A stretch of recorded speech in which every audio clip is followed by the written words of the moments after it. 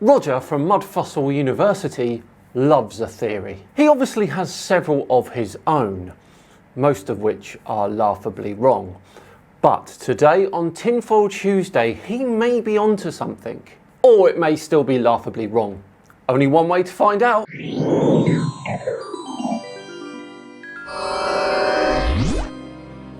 Hello all and welcome along to another episode of Tinfoil Tuesday with me, Simon Dan. Thank you very much for joining me. Right, on with the video today, which as I said at the start is about Roger from Mudfossil University. He made a video on the Sphinx in Egypt. Now, does he think this was a real animal that turned to stone? Let's find out. All right, check this out. This is the top of the Sphinx, and there's a guy standing in the hole as the top. And I'd like to know what's at the bottom of that hole, exactly what the material is. Now, this is what they did to patch that hole up. They did this and put a latch on the top to close it up. Now, they did say that they thought it might have been a hole that was bored there in antiquity to mount a headdress on this. Well, yes, that is the initial thought, that hole was an anchoring point for some crown of some sort. Now, if you look at images of Egyptian crowns, you will see that they were pretty tall. And if indeed there was one on the Sphinx's head, it would have needed anchoring down. Maybe. Or it might have been an arrow. All right, there's two things I'd like to know. Is the angle of that hole, is it perfectly straight down? Is it angled in any which way?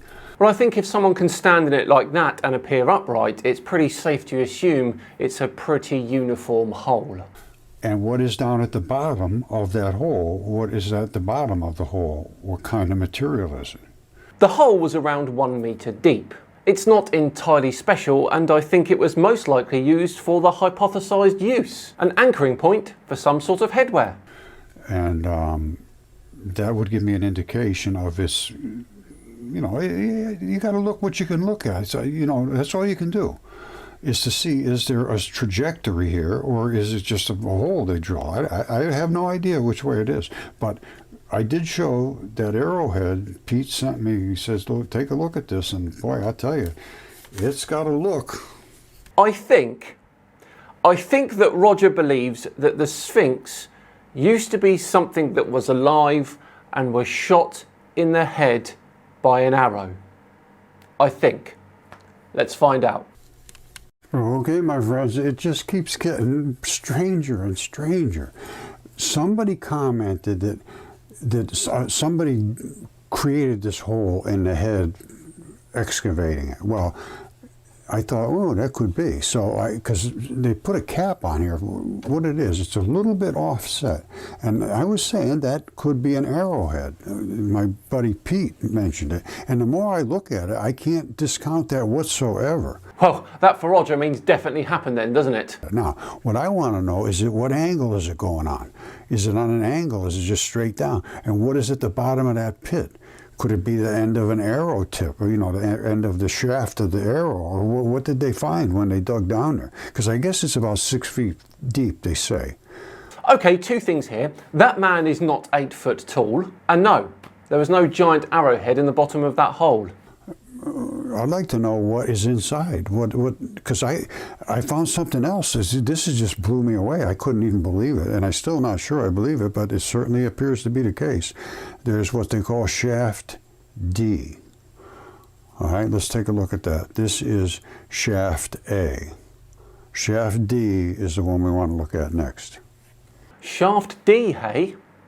Come on then, Roger, blow us away. All right, you see this? This is what it says right here. This is shaft D, covered here. It allows access to the upward curve of the rump. This is the rump, and the upward curve of the rump. So going right through here would be probably at the end of your digestive system or your sex organs or whatever not, if it's a creature. And guess what? Didn't see that one coming. Yes, Roger thinks that the Sphinx was an actual creature at some point in the past. This right is in that butt area, but I'm going to tell you right now, That certainly looks like biology to me. I think that could be checked out a little closer. It's just not a natural cave, I don't think. Well, I mean, it is natural, but I think that's the creature's body. And it's hard to say, but I would, well, it's hard to say. It could be just an anus. Oh, Roger. Sometimes I don't know what to say. This is one of those times. All right, pay attention to this now. It said in the ancient text that Hercules shot all the giants with arrows as they were laid dying. And that, I think, could very well be an arrowhead.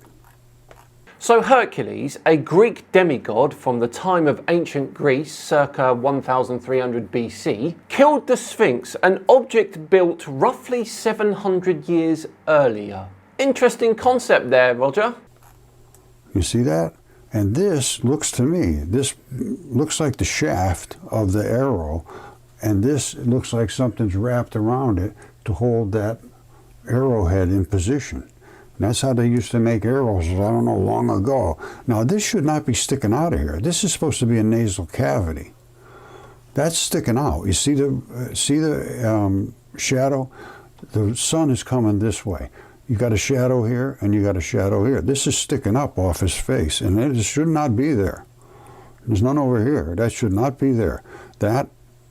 It's just a remnants of its nose, buddy. The nose was knocked off and destroyed by a Saim al-Dar in the year 1300. I would say, it looks to me like it could very well have been an arrow. Come straight down here and come right down there. Now, I would like to see, is there any angle to this? Is it straight down? Or is there some kind of an angle? Who knows? But there was a guy standing in here, and that would be about right for this big of a shaft. All right, so this needs to be looked at, because now we can examine these things. I'm going to tell you right now, I looked at this very carefully, and it has the veins, the arteries, and it appears now to have the sex organs too, or the digestive system, one or the other's coming out of it. Well, as long as you've looked into it then, Roger, I'm sure you've got it bang on. The thing is, what if, and bear with me here, what if it's just an ancient limestone monument? And that's just an idea, Roger. No need to look too deep into that.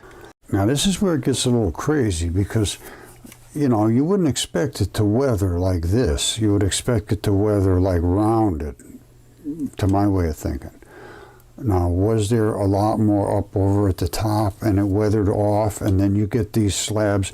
I'm telling you, we are made in layers like this. Now, this looks a little too layered, and, you know, it could have certainly been constructed. I'm not saying that's not the case.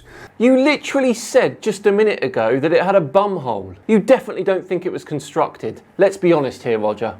And there's bricks all over the outside of it to protect it, apparently. And, you know, when you look at it, it's hard to think, but then I look and I see like bloody spots. I would have to really be on site looking at this, because there's blood coming out of it, there's a vein and artery. The head was alive, that I'm absolutely certain of. Oh, it was just the head that used to be alive. Well, I guess that's a little more believable than the entire thing, isn't it? But seriously, I do wonder if Roger genuinely believes this stuff or not. Is he just entertaining his fans? Or does one day Roger hope he can scoop a Nobel Prize for proving that ancient monuments used to be alive? Who knows? Well, I think we'll leave Roger there in his musings and say we're all done and dusted for another Tinfoil Tuesday. What do we make of Roger's theories there? Let me know in the comments if you think you've got anything to add to it. But for now, we're all done. As I said, thank you so much for watching. If you enjoyed it today, please do consider subscribing to the channel, and of course hitting that thumbs up button too. That would be much appreciated. And if you really enjoyed it, consider sharing it as well. I've been Simon Dan. Have yourselves a great day, and I'll see you all tomorrow for the next Flat Earth meme debunk. See you then.